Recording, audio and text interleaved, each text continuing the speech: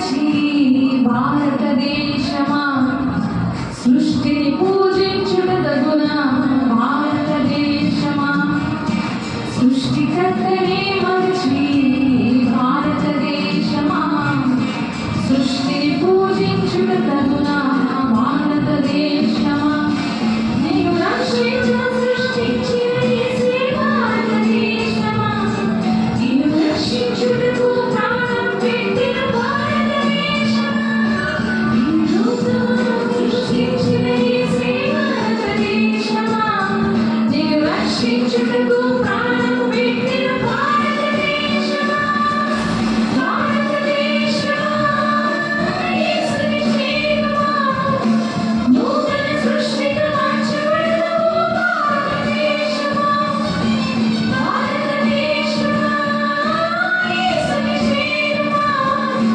నూతన సృష్టిగా మార్చబడవు భారతదేశమా భారతదేశమా నా భారతదేశమా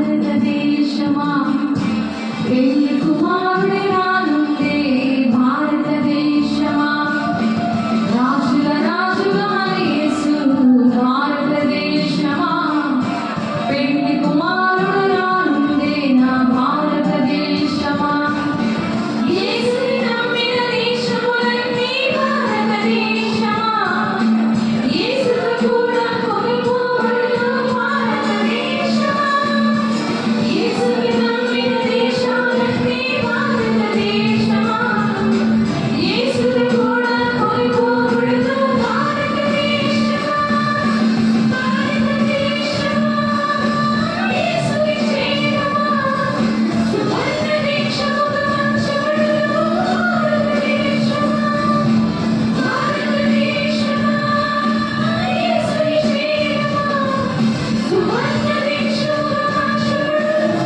భారతదేశమా భారతదేశమా నా భారతదేశమా నా ప్రియ యేసునికి నీవు సొంతం కావాలి భారతదేశమా నా భారతదేశమా నా ప్రియ యేసునికి నీవు రక్షణ పొందాలి భారతదేశమా యేసుకే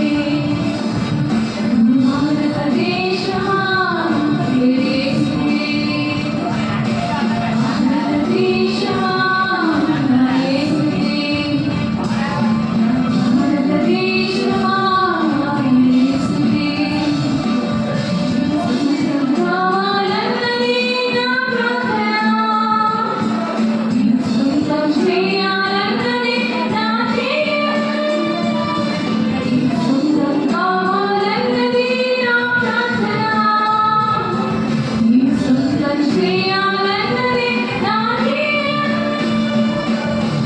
యేసునామమే శ్రీమ శ్రీమని హనుమంతుమారు ప్రోగాలి పరిచయించున్న సాతాను శక్తులు పటాపంచలై పోవాలి యేసునామమే శ్రీమ శ్రీమని హనుమంతుమారు ప్రోగాలి పరిచయించున్న సాతాను శక్తులు పటాపంచలై పోవాలి భారతదేశమా నా భారతదేశమా నా ప్రియ యేసునికి నీవు సొంతం కావాలి భారతదేశమా నా భారతదేశమా నా ప్రజల నుండి నీవు రక్షణ పొందాలి దేవుని మహిమ కలుగుగాక హల్లెలూయా హల్లెలూయా. సంపూర్ణ స్వాతంత్రం. సంపూర్ణ స్వాతంత్రం కోసం ఈరోజు నేర్చుకుంటాము. స్వాతంత్రం కాదు కానీ సంపూర్ణ స్వాతంత్రం.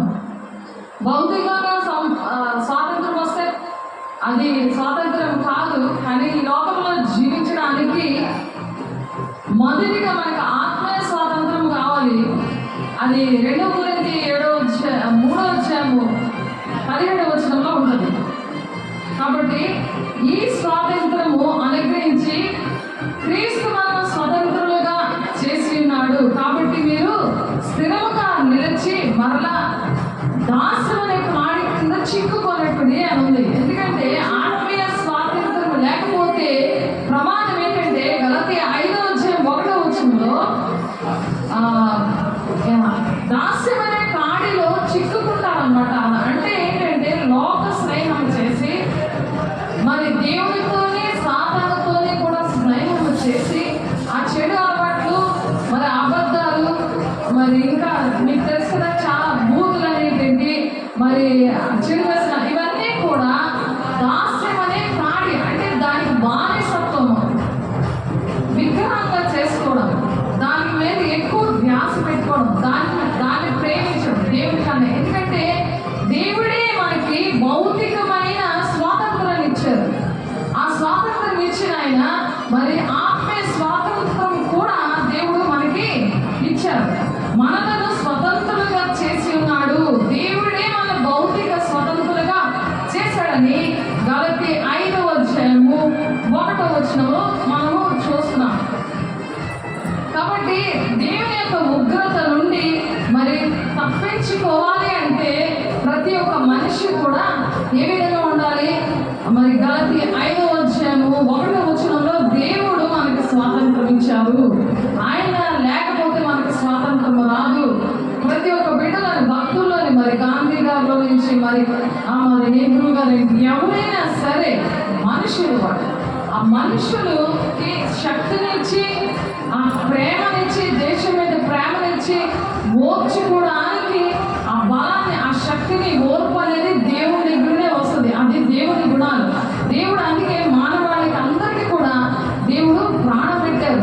కాబట్టి గలతీ 5:1 ఈ స్వాతంత్రం అనుగ్రహించి క్రీస్తు మనల్ని స్వతంత్రంగా చేసి ఉన్నాడు అని చెప్తున్నారు. క్రీస్తు మనల్ని స్వతంత్రంగా చేశారు, మనుషులు కాదు. మనుషుల్లో దేవుడు ఉంటేనే చేయగలరు. కాబట్టి ఇక్కడ ఏంటంటే గలతీ 2:4 మనలను దాసులుగా చేసుకున్న వలనే ఈ క్రీస్తు యేసు వలన మనకు కలిగిన మన స్వాతంత్రమును మనం అది కాపాడుకోవాలన్నమాట. అలాగే యోహాను సువార్త 8:32-36 చూస్తే అప్పుడు సత్యము ఎప్పుడైతే దాస్యం నుండి మనం విడుదల పొందుకుంటామో అప్పుడు ఏం చేస్తుందంటే సత్యము మిమ్మల్ని స్వతంత్రంగా చేయనని చెప్పగా వారు మేము అబ్రహాము సంతానము, మేము ఎన్నడూ ఎవరికి దాసులమే ఉండలేదే, మీరు స్వతంత్రంగా చేయకూడదని మీరు ఎలా చెప్తున్నారని అడుగుతున్నారు అక్కడ ప్రజలు. అందుకు యేసు పాపము చేయి ప్రతి వాడుగా పాపమునకు దాసుడు. ఇది దాస్యం అనే కాడి. ఆ దాస్యం అనే కాడిలోని ఎవరు కూడా ఉండకూడదు, దాంట్లో చిక్కుపడకూడదు. ఆ చిక్కుపడకుండా ఉండాలంటే సంపూర్ణమైన స్వాతంత్రం అంటే ఆత్మీయ స్వాతంత్రము. మరి ఏంటి? మనసుకి సంబంధించిన స్వాతంత్రం. మనకి మనసు కూడా ఉంది కదా, ఆ మనసు కూడా స్వాతంత్రం. లేకపోతే సాతానుడికి లోబడిపోతే ఆ మనసు. మరి భౌతికంగా స్వాతంత్రం లేకపోతే మరి బానిసత్వం నుండి దేవుడు భారతదేశాన్ని విడిపించారు. కాబట్టి దాసుడు ఎల్లప్పుడూ ఇంటిలో నివాసము చేయడు, కుమారుడు ఎల్లప్పుడూ నివాసము చేయను. కుమారుడు మిమ్మును స్వతంత్రంగా చేసిన యెడల మీరు నిజముగా స్వాతంత్రులయ్యుందురు. అంటే నిజమైన స్వాతంత్రమే ఏంటి చెప్పండి? నిజమైన స్వాతంత్రమే సంపూర్ణమైన స్వాతంత్రం. స్వాతంత్రాలు 3 రకాలు ఉన్నాయి. ఒకటి భౌతికమైనది, భౌతిక సంబంధమైనది. రెండోది మానసిక సంబంధమైనది. మూడోది ఆత్మీయ స్వాతంత్రం. అదే మొదటి 2 Corinthians 3:17 ఉంది ఆ మాట. కాబట్టి మనం నిన్న చెప్పుకున్నాం బుధవారం ఆ స్వాతంత్రం కోసం. కాబట్టి గలతీ 5:3 కూడా ఒక మాట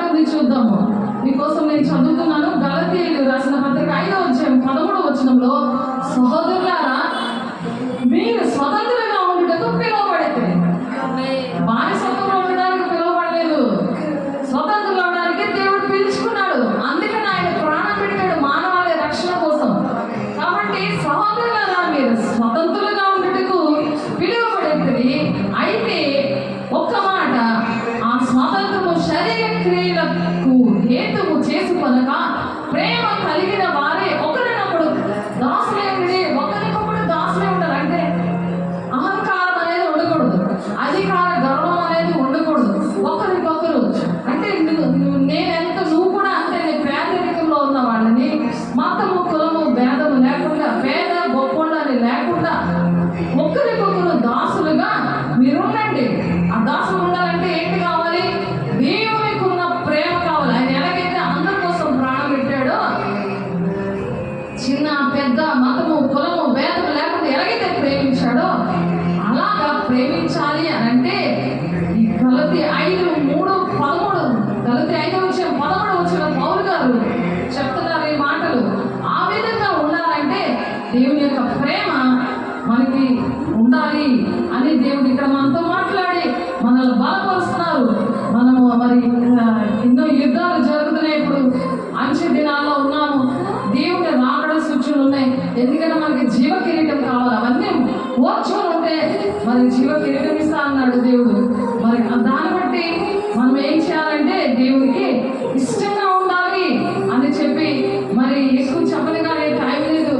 టైం చాలా గడిచిపోయింది ఇప్పుడు వరకు కూడా. మరి రోమ 7:3 ఆ మాట ఉంటుంది. మరి అలాగే మొదలు పేతురు 2:16 కూడా మరి ఇటువంటి దీనికి సంబంధించిన దేవుల్లో మనం ఆత్మీయంగా ఎలా ఉండాలి అనే విషయాలు ఉన్నాయి. మీరు చక్కగా ఆ వాక్యం చూసుకొని చదువుకొని చక్కగా ప్రార్థన చేసుకోండి. మరి అలాగే మొదటి గురించి 7:22 కూడా ఆ మాటలు ఉన్నాయి. అనేక విషయాలు ఉన్నాయి. మరి శుక్రవారం మరి మాట్లాడుకుందాము. కాబట్టి దేవుడి మాటలు దీవించగాక. సంపూర్ణ స్వాతంత్రం దేవుడు మనకిచ్చినందుకు దేవుడికి వందనాలు చెల్లిస్తే ఇంకను అనేక మంది బిడ్డని భారతదేశాన్ని మన సొంతం కావాలి అని మనం పాడుకోవడమే కాదు, మరి భారతదేశం కోసం ప్రార్థన చేయాలి. అనేకమైన దేశాలు మరి అందరూ కూడా దేవుని రాజ్యంలో మరొక కుటుంబముగా దేవుని బిడ్డలుగా ప్రేమ కలిగి ఉండడమే దేవుని బిడ్డల లక్షణం. దానికి మాత్రం కులం భేదం లేదు. చక్కగా మీరు గమనించారు. దేవుడు మిమ్మల్ని దీవించడు కాక. పరిశుద్ధుడా, ప్రేమ గల దేవ, అభిషక్తుడా, అయ్యా మా మాటలు నాయన మీ మాటలు ప్రభావి మా నోట నుంచారయ్యా. నీకు వందనాలు. మీరు నాయన మీరే అధ్యక్షత వహిస్తున్నందుకు, మీరే నడిపిస్తున్నందుకు, సమస్తము నా ప్రభా నీకు ఇష్టంగా అయా మేము నడవడానికి మీరు సహాయం చేస్తున్నందుకు, అయా నీ కృపలో మమ్మల్ని భద్రపరిచినందుకు, అయా నీ కాపుదల సంరక్షణ మా దేశం మీద, అయా దేశ ప్రజలు ప్రతి ఒక్కరు మతము కులము భేదం లేకుండా ప్రతి ఒక్కరిని మీరు ప్రేమిస్తున్నారయ్యా. అయా మాకు కూడా ప్రేమను నేర్పించారయ్యా. నీకు వందనాలు. మహిమ గల దేవ, నీ మహిమతో నింపండి. ఎవరైతే బాధలో కష్టాలు ఇబ్బందులు ఉన్నారో, అయ్యా దాసులనే ఖాళీలో ఉన్నారో అటువంటి వారిని యేసు నామములో వారిని విడుదల ప్రకటిస్తున్నాను. యేసు నామములో వాళ్ళని ప్రేమ పెట్టి అయ్యా ఒకరికొకరు దాసులుగా ఉండడానికి స్వతంత్రం అనేది మరి సంపూర్ణమైన స్వాతంత్రము మరి ఆత్మీయంగా శారీరకంగా అయా భౌతికంగా మీరు ఇచ్చినందుకు మాకు వందనాలు స్తోత్రాలు చెల్లిస్తూ యేసే పరిశుద్ధనాలు బ్రతిమలాడి వేడుకుంటున్నాం తండ్రి. ఆమేన్. తండ్రి యొక్క దీవెన, కుమారుని యొక్క కృప, పరిశుద్ధాత్మ నిత్య సహవాసం సకలోక పరిశుద్ధులు సదాకాలము తోడైంది నడిపించును గాక. ఆమేన్. దేవునికి వందనాలు. God bless you.